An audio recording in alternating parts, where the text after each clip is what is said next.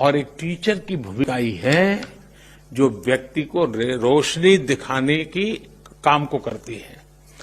वो सपने बोती है। टीचर जो है ना, वो हर बच्चे के अंदर सपने बोता है और उसको संकल्प में परिवर्तित करने की ट्रेनिंग देता है कि देख, ये सपना पूरा हो सकता है, तुम एक बार संकल्प लो, लग जाओ। आपने देखा होगा कि वो बच्चा सपनों को संकल्प में परिवर्तित कर देता है और टीचर ने जो रास्ता दिखाया है उसे वो सिद्ध कर करके रहता है। यानी सपने से सिद्धि तक की इस पूरी यात्रा उसी प्रकाश पुंज के तहत होती है जो किसी टीचर ने उसकी जिंदगी में सपना बोया था, दिया जलाया था, जो उसको कितनी ही चुनौतियों अंधेरों के बीच में भी रास्ता दिखाता है।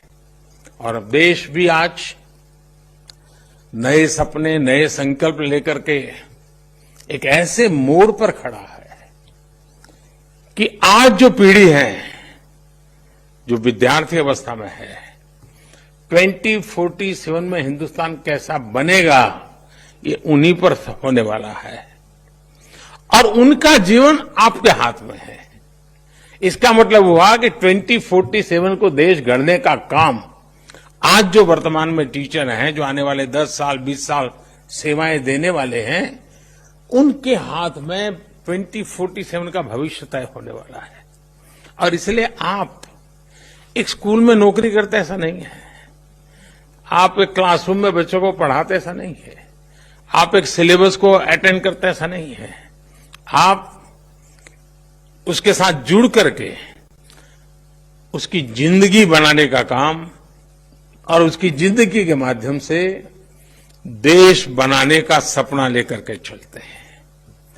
जो टीचर का सपना खुद का ही छोटा होता है, उसके दिमाग में 10 से 5 का ही भरा रहता है, आज 4 पीरियड लेने हैं वही रहता है, तो वो उसके लिए वो भले तनख्वाह जाता है, 1 तारीख का वो इंतजार करता है, लेकिन उसको आनंद नहीं आता है, उसको वो चीजें बोझ लगती है।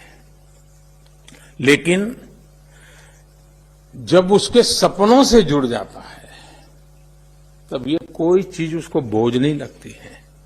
उसको लगता है कि अरे, मेरे इस काम से तो मैं देश का इतना बड़ा कंट्रीब्यूशन करूं।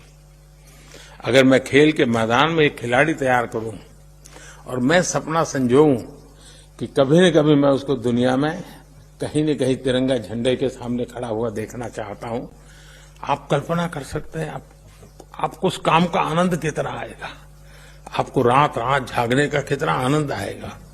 और इसलिए टीचर के मन में सिर्फ वो क्लासरूम, वो अपना पीरियड 4 लेने हैं 5 लेने, वो आज आया नहीं तो उसके बदले में भी मुझे जाना पड़ रहा है, ये सारे बोझ से मुक्त होकर के, मैं आपकी कठिनाइयां जानता हूं इसलिए बोल रहा हूं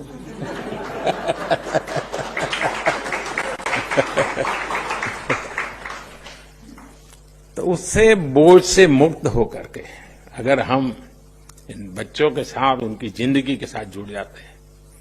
दूसरा, अल्टीमेटली हमें बच्चे को पढ़ाना तो है ही है, ज्ञान तो देना है, लेकिन हमें उसका जीवन बनाना है। देखिए, आइसोलेशन में और साइलोज में जीवन नहीं बनते हैं।